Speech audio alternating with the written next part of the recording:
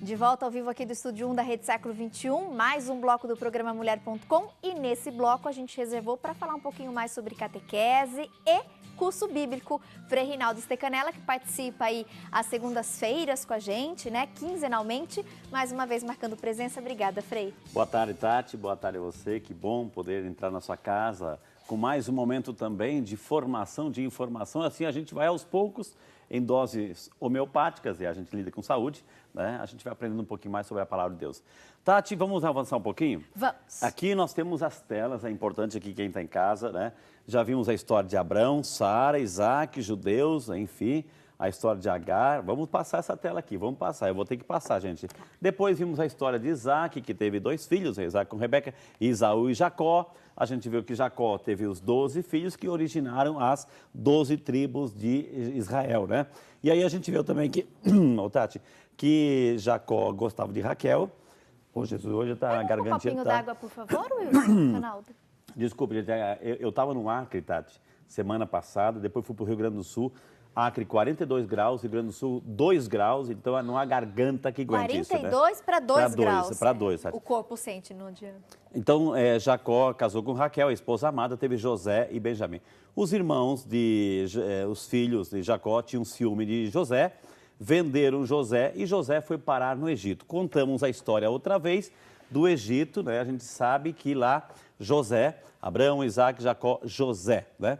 Então José, ele tinha esse dom de interpretar sonhos, interpretou o sonho do faraó, aquelas 7 vacas gordas, 7 vacas magras. Faraó gostou tanto da interpretação de José que o nomeou como chefe, como administrador geral do Egito, né?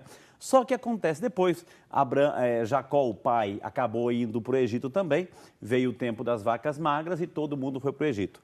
José foi lá, morreu o patriarca, morreu o faraó, morreu Jacó, morreu José também, morreu o faraó bonzinho e aí mudou a situação, que é a aula que nós vamos dar hoje, Tati. Então, antes de começar, Frei, por favor, o seu copo meu d'água. Deus do céu, muito Enquanto obrigado, isso, gente, eu quero lembrá-los, quem perdeu aí os primeiros encontros com o Frei Rinaldo Stecanella, nossas primeiras aulas aqui do curso bíblico, esse material já está disponível, conteúdo completo no nosso site, é só vocês acessarem e assistirem. E a gente vai, no decorrer aí das semanas, explicando melhor, né? Tem muita gente que tem essa curiosidade, tem muita gente que às vezes lê a Bíblia, mas tem um pouquinho de dificuldade de compreender e entender. E essa é a nossa proposta, nosso objetivo, né? Explicar de uma maneira didática para vocês, que vocês possam depois também fazer em casa a leitura da Bíblia, mas uma leitura onde de fato vocês absorvam, compreendam e passem para frente esse conhecimento. Compartilhem. Isso obrigado, Tati. Televisão ao vivo é isso. A gente precisa tomar água, Tati aqui improvisa, mas fala com conteúdo, né? Imagina. Com propriedade, enfim.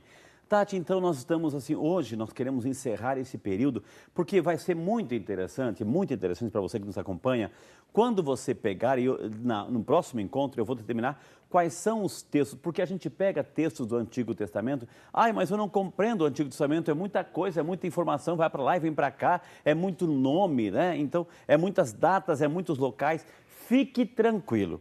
Nas próximas aulas, entendendo um pouco o início de como a coisa funciona ou funcionou, nós vamos começar a entender qualquer texto, isso é importante, deixa eu dizer para essa câmera, qualquer texto que você pegar a partir de agora, depois dessas explicações com essas telas aqui, você vai pegar a tua Bíblia, você vai abrir o Antigo Testamento e você vai entender como esse quadro bonito que está aqui. Essa tela, quando você entende a tela, você vê os detalhes, você entende os detalhes de por que aqueles detalhes estão naquela tela. Então, não se preocupe. Então, o tema de hoje, Egito, da acolhida à escravidão. Do tempo da bonança, quando o faraó acolheu José, até o tempo da escravidão. O que aconteceu? Primeiro, mudança dos faraós. Os faraós mudaram, né? E houve um crescimento muito grande da população hebreia. Cresceu no Egito. E aí os faraós começaram a dizer, os capangas lá, enfim, né, os ministros, deputados, senadores começaram a dizer assim, olha, faraó, cuidado, o povo hebreu está crescendo demais aqui no Egito. Se nós não fizermos nada, eles vão acabar tirando o nosso lugar e conquistando o Egito para eles. Temos que fazer alguma coisa. Quando então veio o decreto, a matança das crianças, né? Faraó determinou que todas as crianças com menos de 2 anos de idade, né, recém-nascidas, menos de 2 anos de idade, para evitar a procriação, as crianças foram mortas. O grande massacre no Egito, que depois se repetiu lá no Novo Testamento, lá em Belém, quando Jesus também teve que fugir para o Egito, que Herodes mandou matar as criancinhas, né? Eu tive lá, Tati, assim, depois a gente vai mostrar as fotos, inclusive, que foi descoberto, a arqueologia descobriu lá, de repente, estavam escavando e começaram a achar pequenos crânios. E começaram a escavar mais e viram que tinha um monte de crânios de crianças, né?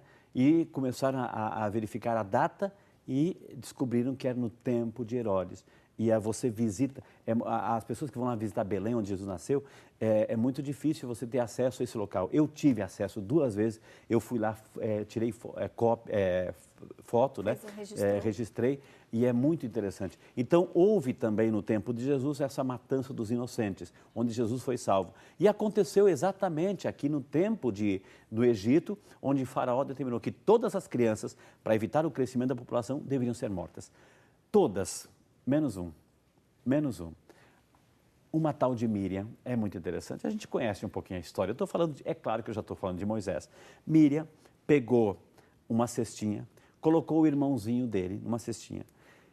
E ela empurrou através do rio Nilo até onde a filha do faraó estava banhando-se com as servas, né? Estava banhando-se e empurrou aquela cestinha e foi acompanhando. De repente, a criança certamente acordou, começou a chorar e chamou a atenção da filha do faraó.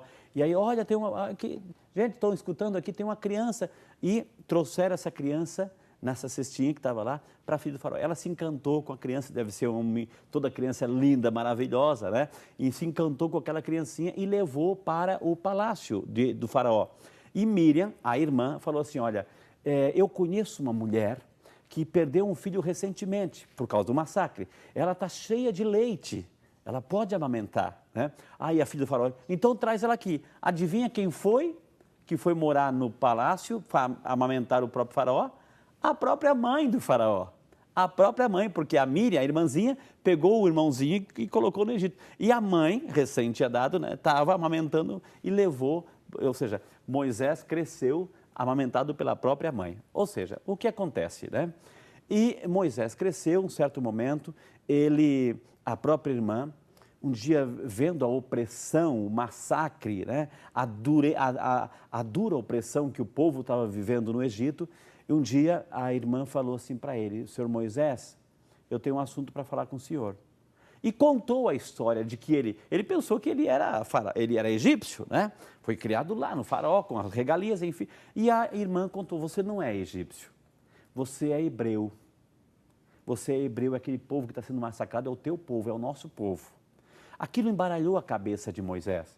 E o que acontece? Um dia Moisés passeando pela rua, viu que um soldado egípcio estava massacrando, batendo demais num hebreu, um coitado estava lá, né? Apanhou demais. E Moisés quis defender, olha, cidadão, para de bater, o homem já está morrendo aí. Não, tem que bater, para de bater.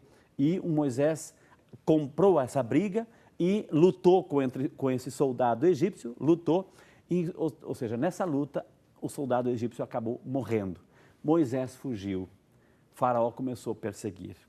Ele foge, ele está lá no deserto, tranquilo, acabou se casando, enfim, o tal de Jetro, o sogro dele, enfim, acabou se casando. Um dia Deus aparece numa sarça ardente, uma árvore que estava pegando fogo, ele chega perto, essa árvore estava lá em chamas, enfim, ele chega perto. Acho que Moisés é um pouco brasileiro, porque o brasileiro gosta de chegar perto e colocar a mãozinha, né?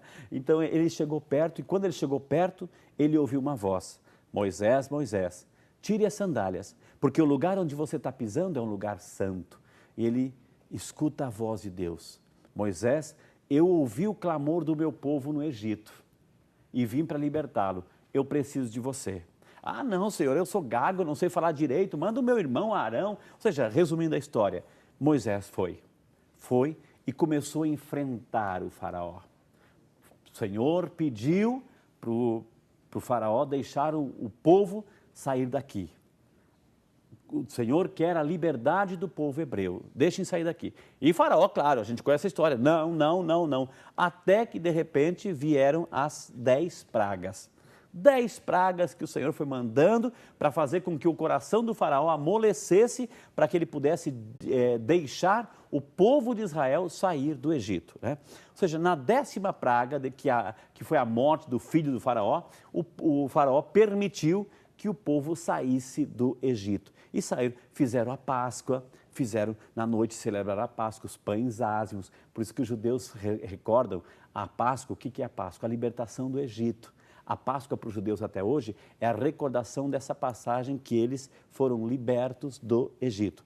Ou seja, veio a libertação, atravessaram o Mar Vermelho, depois o faraó se arrependeu, mandou os cavalos atrás deles, Moisés esticou aquela vara, o mar se abriu, tem todo um simbolismo aí, né? Aqui um significado.